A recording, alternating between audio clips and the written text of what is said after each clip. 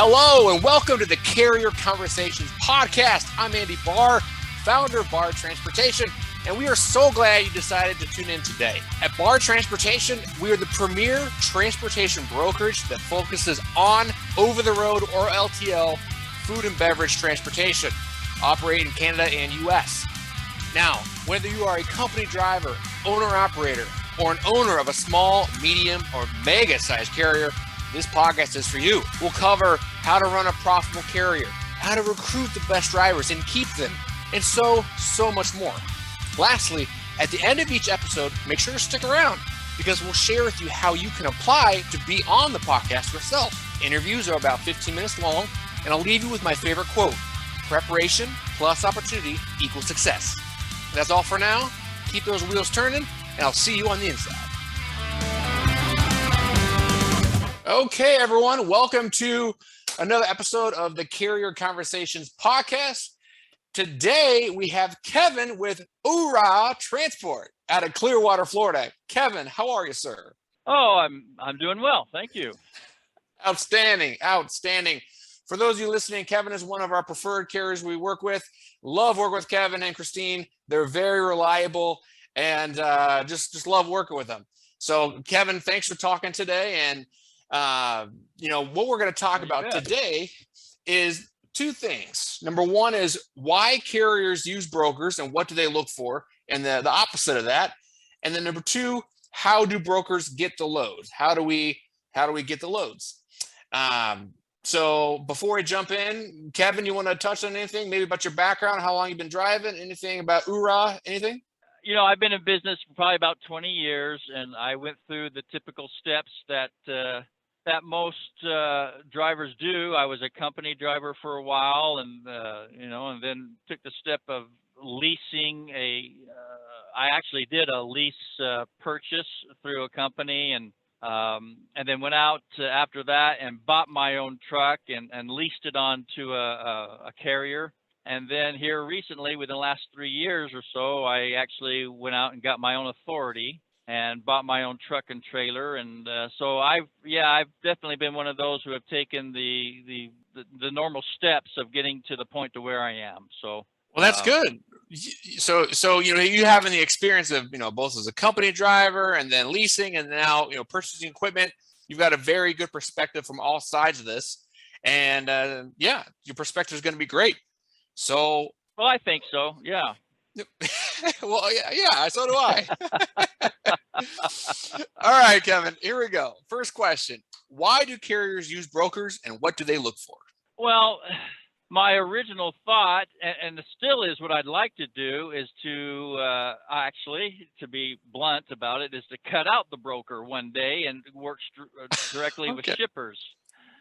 So I know that's probably not what you want to hear, but that has always been my goal, is to work directly with shippers. However, as you can probably imagine, it's tough to be putting bread on the table and also out there knocking on doors trying to find shippers who can use your service. So in the meanwhile, between my opportunity to get out and knock on doors and talk with shippers, I work with brokers because I know that I can put food on the table working with brokers. And so that's the reason why the loads are readily available through a broker. Now, there's all kinds of different brokers out there, as you know, and some that are a pleasure to work with and some not so. But and you don't really know what that is until you've, fortunately or unfortunately, had the opportunity to work with them. But that's why I'm working with brokers. It's all very monetarily, it's all about the money. So that's why I work with them for the most part, is because I need to put food on the table. And there are some brokers out there who are just good people to work with. They're fun to talk to, and they're great people who will go out of their way to help me provide for my family. So it's not like I'm against working with brokers. I'm not, otherwise I wouldn't be doing it. But I hope to one day, sometime in the future, whenever that is, to be able to work, right with the shippers. So, but that's in the future. Yeah, and it should be well pointed out, right, that for a lot of carriers, it's not either or, right? Like for many carriers, you start to develop relationships where you're based out of, your hometown, right? And you build those direct relationships. And it takes time, and sometimes you never build those relationships, but sometimes over time, you do. And then when you're coming back home, right? Because a shipper can send you anywhere in the nation, right? So you're not going to hire a sales team, right, to prospect every city in the nation to get direct shipper relationships, for every city in the nation, right?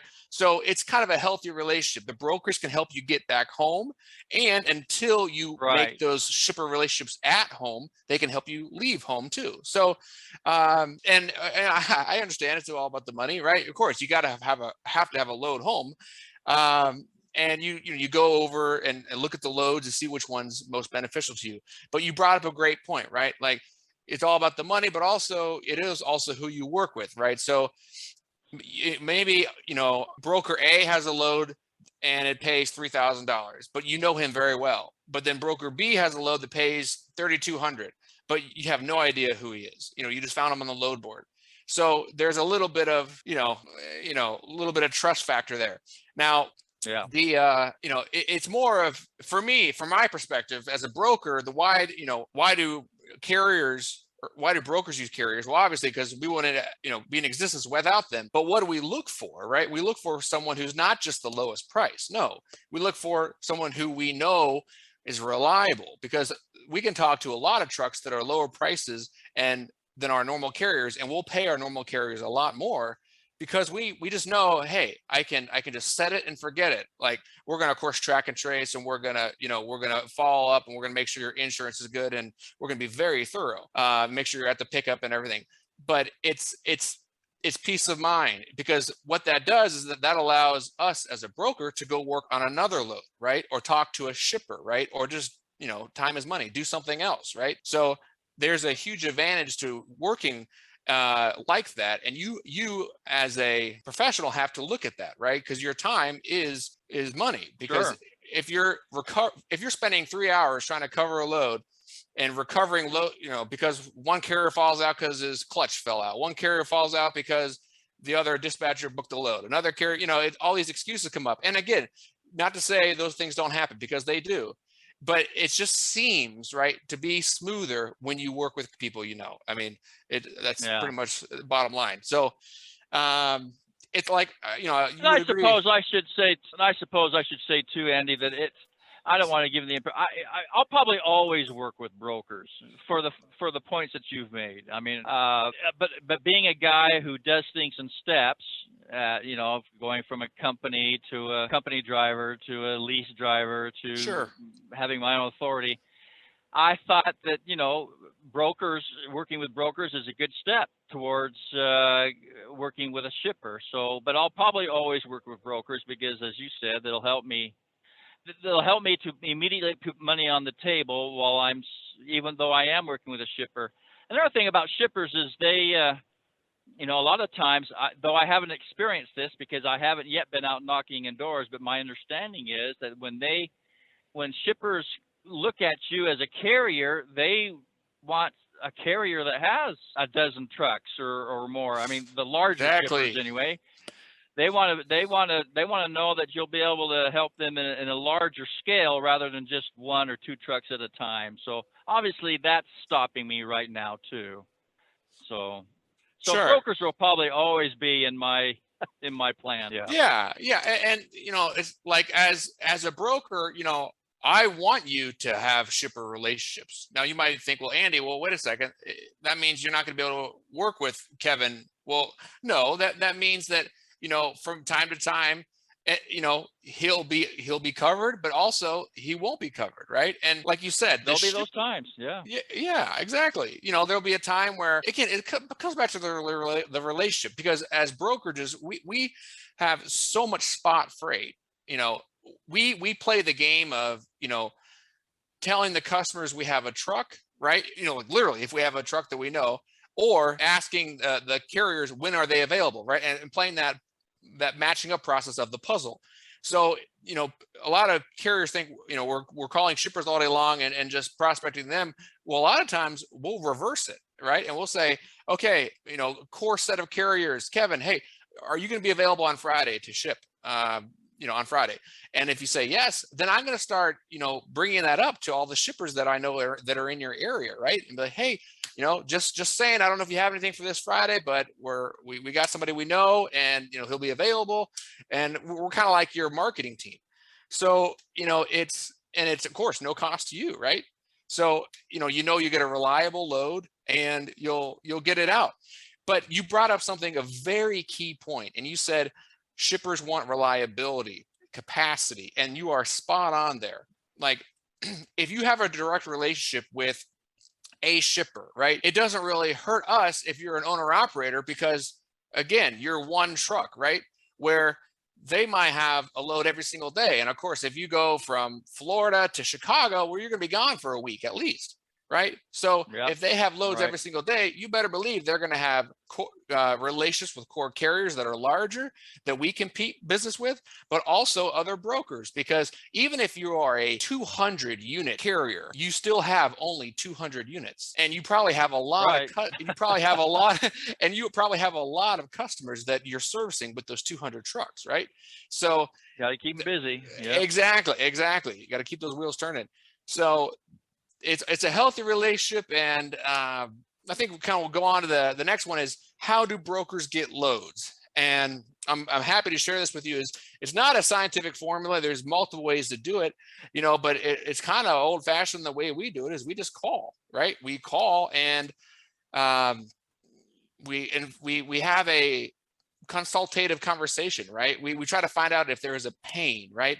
If there's been consecutive late trucks, if there's a lot of damages recently, if there's a lot of rude drivers, if there's a lot of claims, if there's, you try to see if there's any sort of emotion there. And if there is, and sometimes it takes a little while to develop it, because this is a cold, phone call out of nowhere, right? So you have to might take a few phone calls. But essentially just try to see if there is pain. And if there isn't, it's not like it's the end of the world. You're just professional, and we are just straightforward and down to earth. And it's like, hey, I understand you got your core set of carriers, core set of brokers. In this crazy truck market, everyone knows about the challenges of the logistics world right now. It never hurts to have a plan B. So we'll ask questions like, what's your most difficult lane? What is your most frequent lane? Do you have any new lanes for new customers coming up, right? Where that won't really affect the core set of carriers or brokers.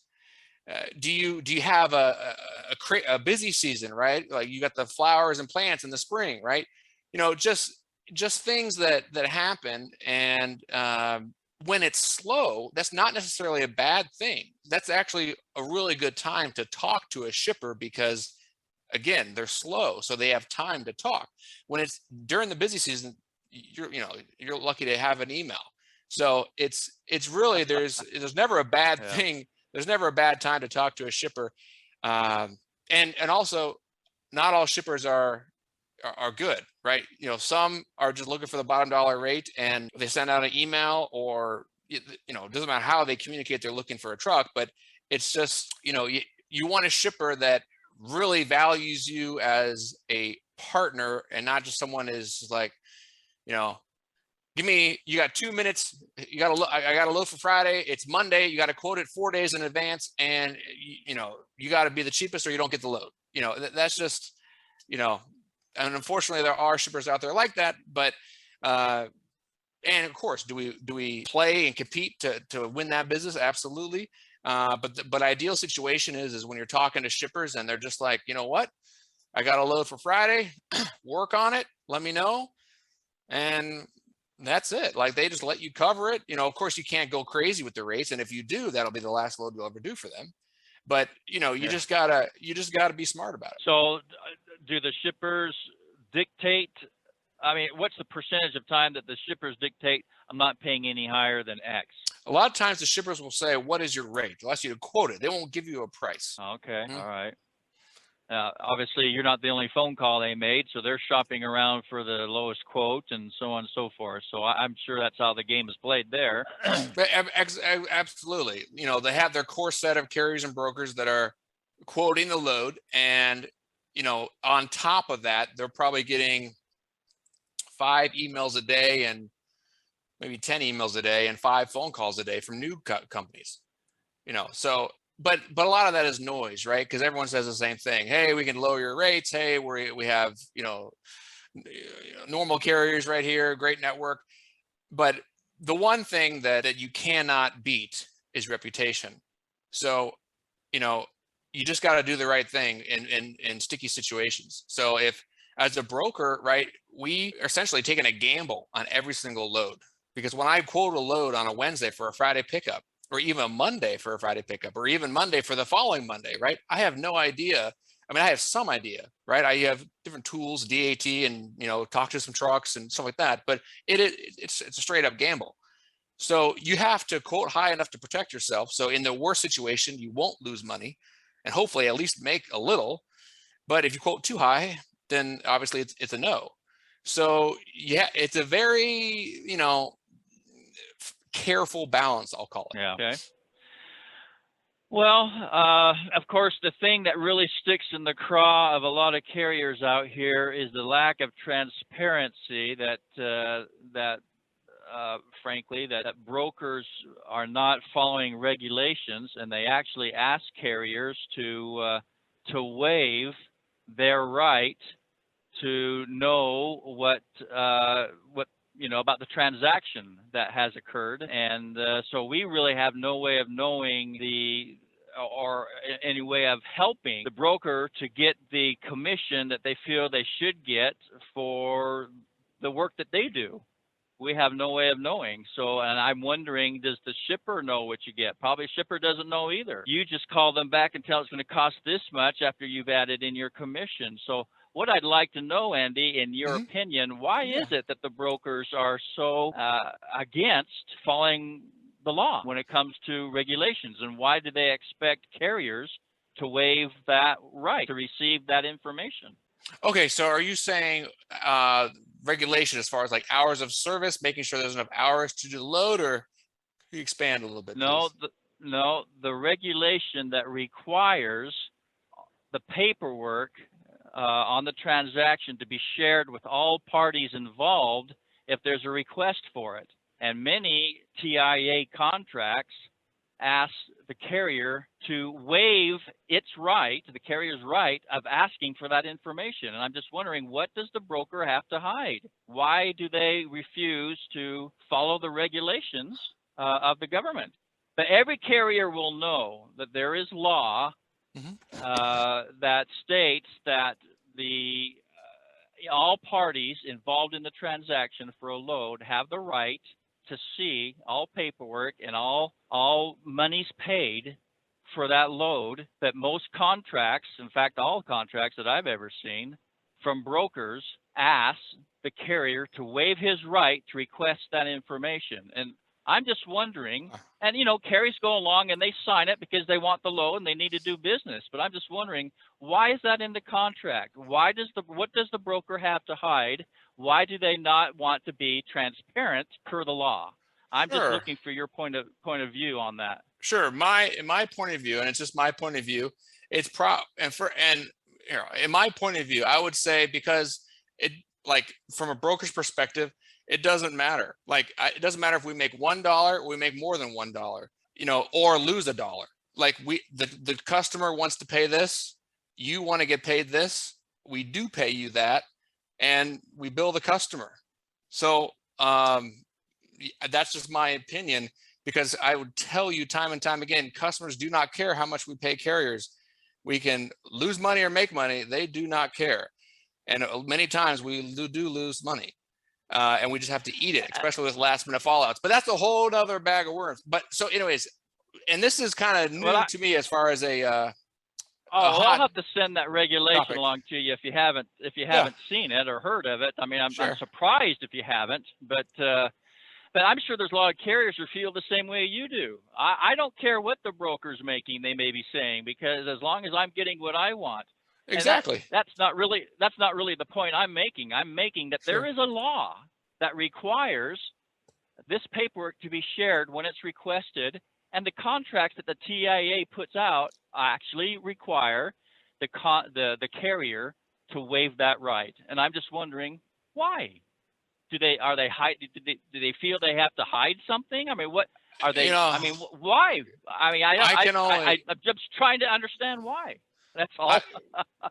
Why they feel they need to do that? I definitely don't have answers. I can only speak for my perspective, and I would just say, for my own perspective, that it, two things. It doesn't affect the daily transaction, right? We're paying you what you're asking for. And number two, I would say, is probably a fear factor, right? Like if we would share our margin or something, then you could take your rate confirmation, and you don't even need to know what we're billing the customer. You can go to any shipper or receiver and show the rate confirmation to the shipper or receiver, and of course that's a disconnect of trust. So that's the whole point. Yeah. That's the whole point. I mean, and there may be somebody who would do that. I mean, I personally wouldn't, but there may be somebody out there who would. But that's right. Again, that's not even the point. The point is, why are we being asked to waive a right that is given to us by the government? I mean, it's law. I don't have the answer. I'm going to send that regulation along to you so that you have it. Are you saying that you would be willing to share that information with me next time I do a load? I'm not saying that. I'm saying I will review what you send me. So here we go. Yeah. Here we go. So why do you, as a broker, feel like you need to hide that? Again, for the two reasons, right, that we spoke about. Number one, it doesn't affect the load. And number two, I just want to keep my business to my business. Well, my business, and apparently the government feels that transparency is important for, as you stated, to be able to trust. So, I just don't get the broker, the TIA. I don't get brokers. That's I would say for the goose is good for the gander, in my opinion. I would just say why do the carriers need to know? What's the true reason? What's the motivation? Apparently, the government thinks not the government. Have the right to know.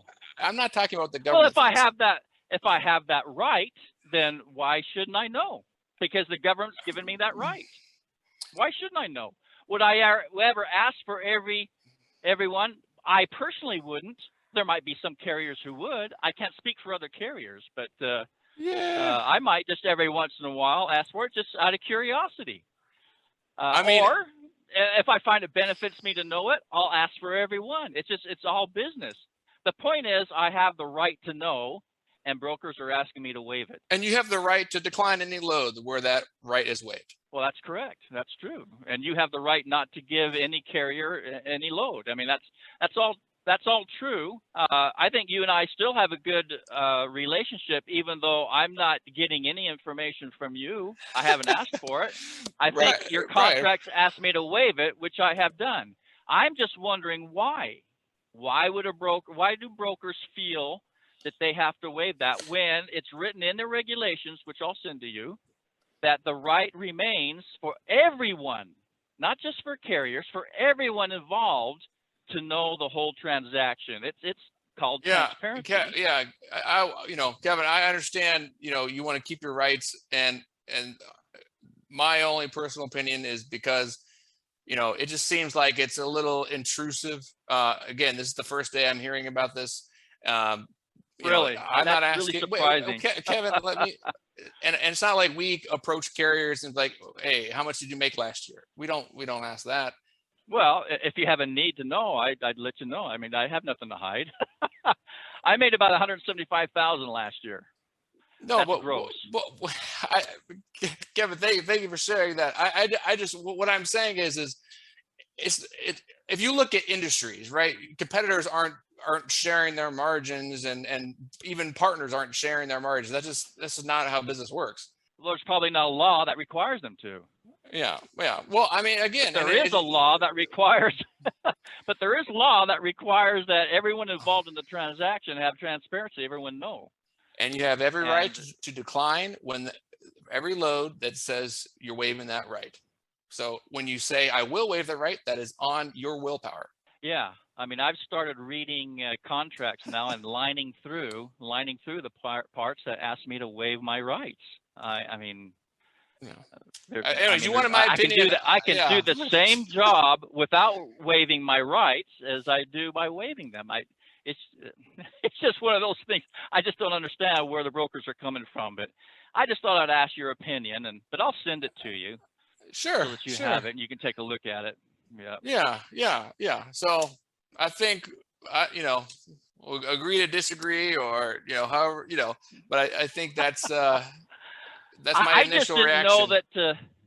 I just didn't know that a business entity could contract their way out of law, of a regulation set in law. I just didn't know that was something that could be done, but apparently it can. I guess it's not being enforced.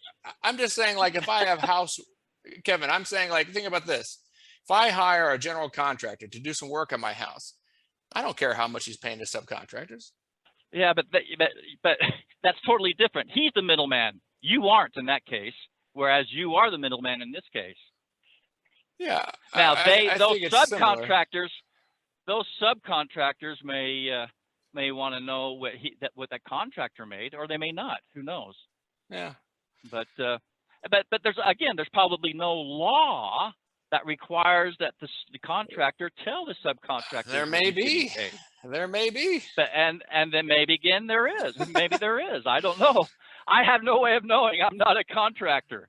Yeah. But I do know as a carrier that there is law that requires that it be shared, and it's just not being done. So, and it's something that goes around and comes up every time with carriers all the time. OOH-RAH is fighting it. The Owner Operator Independent Drivers Association, that's our association, they're fighting it. I know it's currently in Congress being discussed. I was just interested in a broker's point of view. That's all. Sure. I mean, and my response is the same, because it's my business. But if the law changes that I can't have a contract that says that I don't have to share that, then I won't. Then I will share it. But as long as I can, keep, obviously privacy is preferred. So, I don't want to be sharing my business with everybody. So, well, the law doesn't require you to share with everybody. You don't have to share with everybody, my friend. Just those parties involved in the transaction. Yeah. Okay. Well, that was a ad hoc a la carte third topic of today. but hey, I'm glad we had a healthy conversation about it. That was I learned something today, and I hope the previous two topics, as far as why carriers use brokers, right, and why what we look for in carriers. I feel like there's a big thing with carriers. We really are partners, because and the core carriers, like you and I, understand this, and the more you get to know brokers and brokers get to know carriers and carriers get to know brokers, it's a true partnership and friendship. And it just astonishes me that so many carriers, like, they don't value the broker. They're just like, oh, the brokers are making so much money. Like, really, are we? I'm not sure about that. Well, let me ask also, you how much? Wait, and then how much would it cost to hire a sales team to get a customer in every single city that you deliver to? Millions is the answer. Probably why you run into that is comes in you answering this question. As a broker, are you a representative of the shipper to the carrier, or are you a representative of the carrier to the shipper? I would say I'm both. Well, you're doing a job for the shipper. Are they your partner? Both are partners. Or see, that's where we would have to disagree. Your partner is the carrier. You're representing the carrier to the shipper, as I look at it. The shipper pays your bill, pays my bill, pays everybody's bills. They're the customer. But the partner here is the carrier. The broker is my partner. We should work hand in hand to satisfy that shipper. Well, I don't think it's one way. I think it's two ways, because we can have all the carrier relationships in the world, but if we don't have shipper partners, we don't have anything. We don't have any freight. I'm sure shippers don't look at you as a partner. I Well, think I they would look at disagree you for as sure. a necessary evil in order to get their job No. done. To get Wow.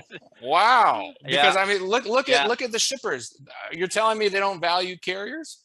Well, shipper, but you know, they go through brokers to get to the shipper, right? Or to the carrier, right? No, but just like we talked about earlier in the show, right?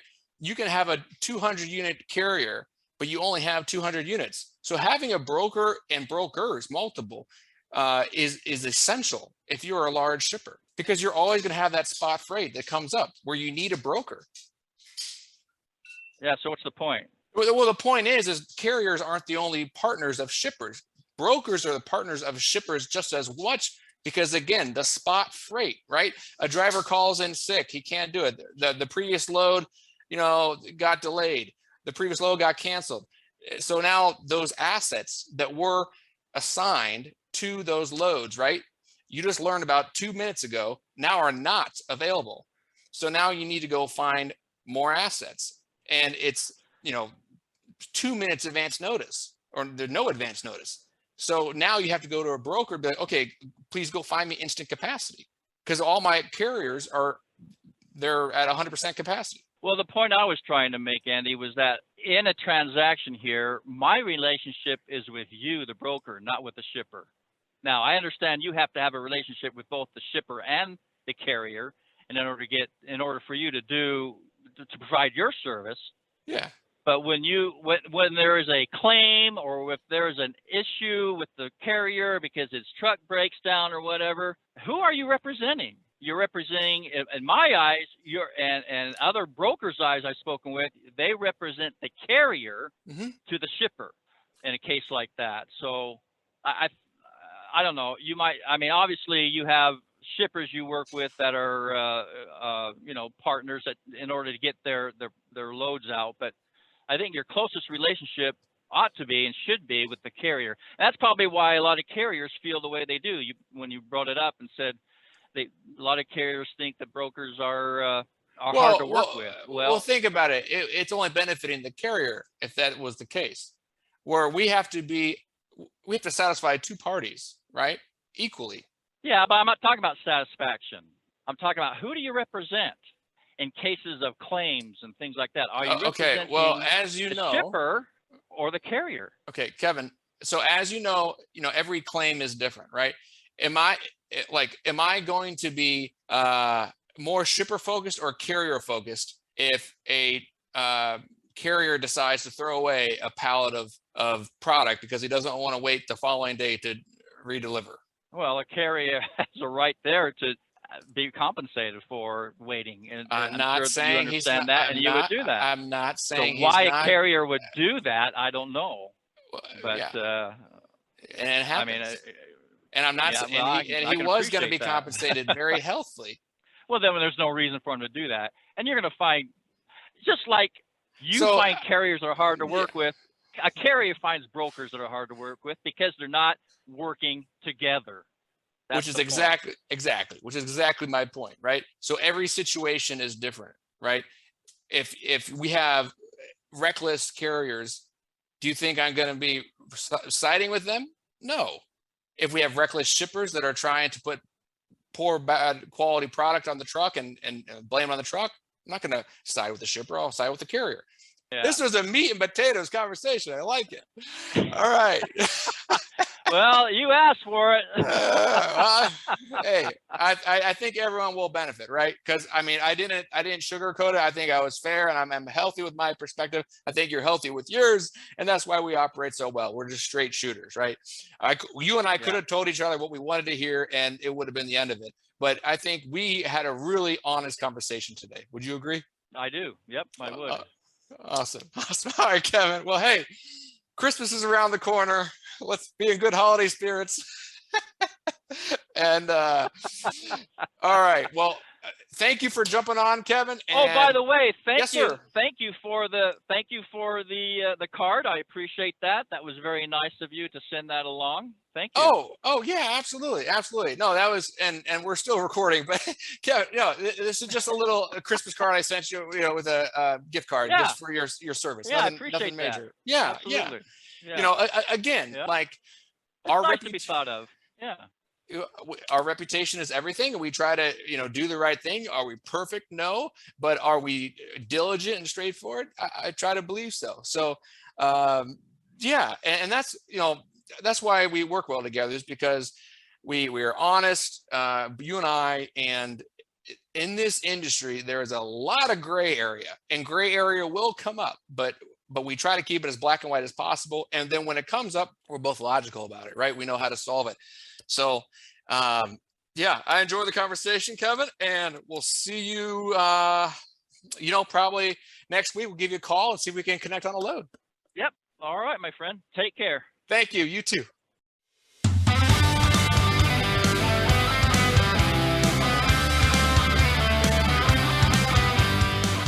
Alrighty, thank you for listening to today's Carrier Conversation podcast, brought to you by Bar Transportation. Now, if you are a successful driver, dispatcher, or owner of a trucking company, and you believe you have some secret sauce to share and enjoy helping others grow, then look no further. Simply go to bartrans.com, click on Carriers, and you'll find the Carrier Podcast. Now, as you know, topics range the whole spectrum, from maintenance to fuel to driver recruiting to something I'm not thinking of. Just absolutely tons to talk about, and we'll never run out of topics. Lastly, if you enjoyed the podcast, please like, subscribe, tweet, reshare it with everyone you know. Tell other drivers at truck stops about it. Spread the word. As you know, collectively, we can learn a lot together, right? Knowledge is power. That's all for now. Keep those wheels turning, stay safe, and remember, preparation plus opportunity equals success.